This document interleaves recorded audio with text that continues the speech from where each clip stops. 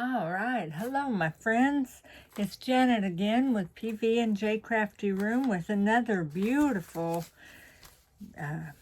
paper craft with these beautiful papers from Paperomia, and under the in the description of this video I will link this kit. Look at all the detail of these pages, and this is just one page. I think there's about 12 of these beautiful, beautiful pages in the kit. Anyway, very pretty. And if I made these two vintage tags, if you want to see these tags, go look at my other videos. They're made with this kit. Today we're going to make a 4-pocket journal insert. Very simple, 4-pocket journal insert. See, here's one pocket here. If you're smart enough to figure out how to open the pocket. One pocket there, one pocket here. And then there's a little signature journaling pages. Here's a secret pocket right here. If you pull on this, on the tab, see there's a special tab here that you pull. And it opens up this little secret pocket to keep lots of neat things in. And then there's a pocket right here. 4 pockets and a little signature. So anyway, probably less than 20 minutes it's going to take to make this.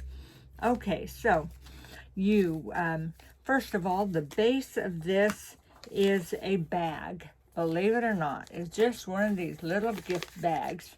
You could use a lunch bag, because the size doesn't matter. This is just a regular lunch bag. Get these at the Dollar Tree. I got these at the Dollar Tree too. These little lunch bags. It's like a sack of, I don't know, 10 or 12 little bags. Just a little bag. Okay, and so you can use a lunch bag, but for today we're going to use this little bag. And first up, what we're going to do is we're going to cut this bottom part off. You could use your guillotine or your slicer or whatever you want. I am not going to use shaped scissors. I'm going to use my straight scissors. Just cut this off. Just straight across. As straight as you can. It doesn't matter. You can always trim it up if you want it perfectly straight. I think the hidden part is that this edge is not visible above this, because this is where this is going to be glued down to your bottom, and let's see, this is where your tab is going to go on this part, and that's going to make it open up into a little pocket. And then we're going to take this part and fold it in half. Now this is where we cut it off. So now I've seen other people do these bags and they straighten them out. Well, I kind of was trying to emulate that, and I made a mistake. I didn't straighten it out, and I kind of like the way it looks. Now, like I said, I've seen other crafters, they take this bag, they straighten this out. They straighten this whole bag out, flatten it all out, and you can actually, it's big enough to make a folio type of a thing, but we're not doing that today. We're just going to take what we've got left here, fold it over, as straight as you can. None of this stuff is rocket science, so it doesn't have to be perfectly straight. Trust me, I don't fold or cut anything perfectly straight. And if you got a bone folder, you can run it across this fold. I am using a clothespin for my bone folder substitute. Just run it across your edge right here.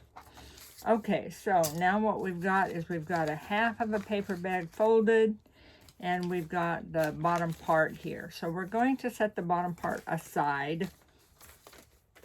This is just the other bag that I was playing with. Same thing, same bag.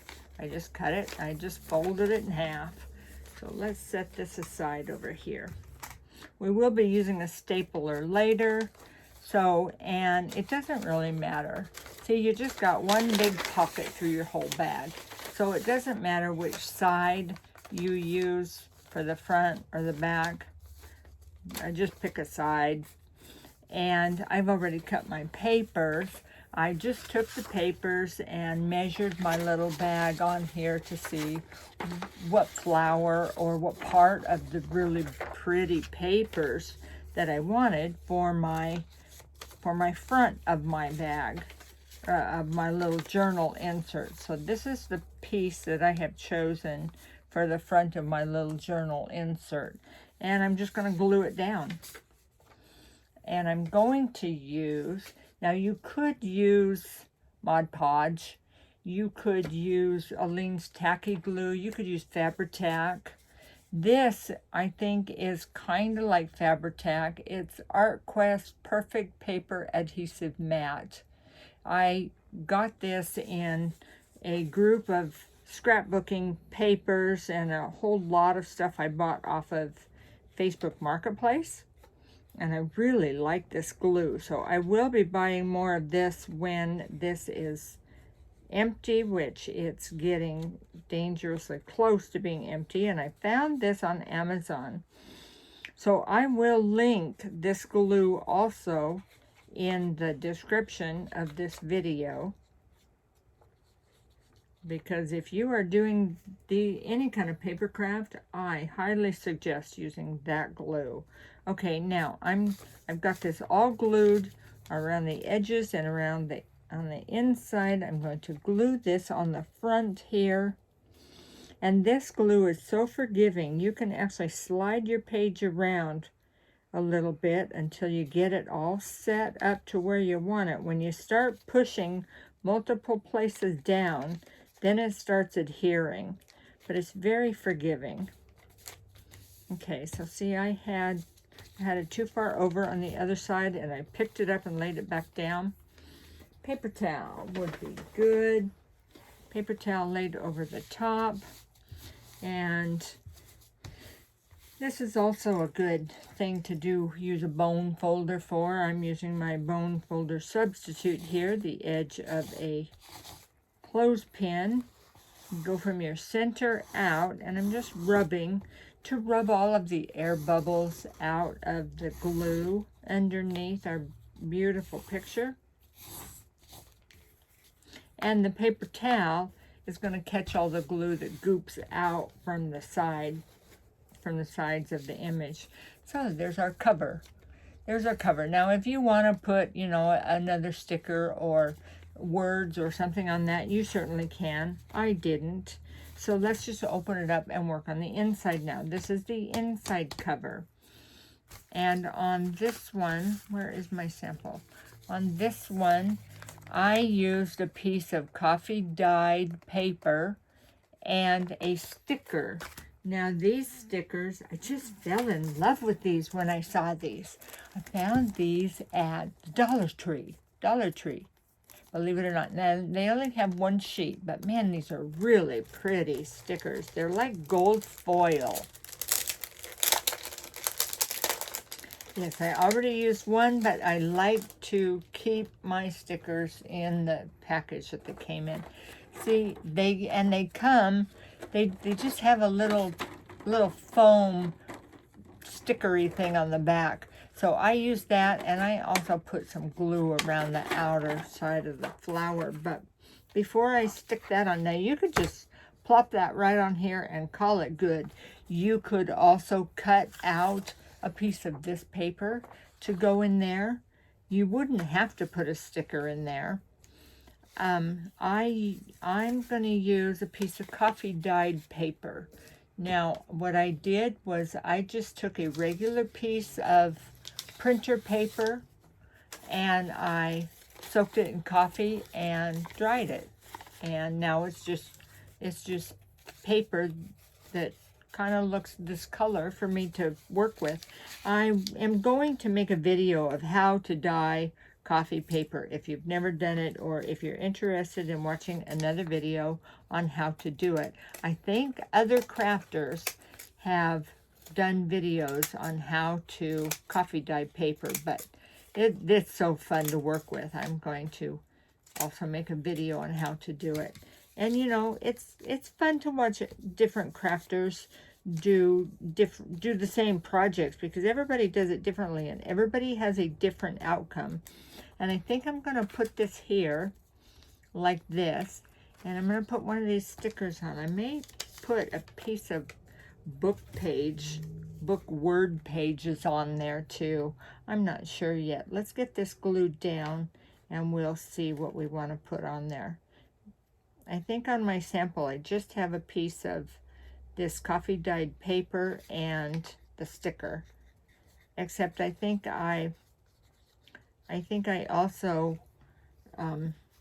inked the edges. Now I've got quite a bit of glue here on the edge, so I'm going to spread it around. Now if you don't like spreading glue with your fingers and you've got too much glue, you could use a Q-tip. You could use the edge of a paper towel. You don't have to use your fingers. I just like to get my fingers in my project a lot. Now see, this glue is very forgiving. I'm doing a really bad job of placing this. I got it now.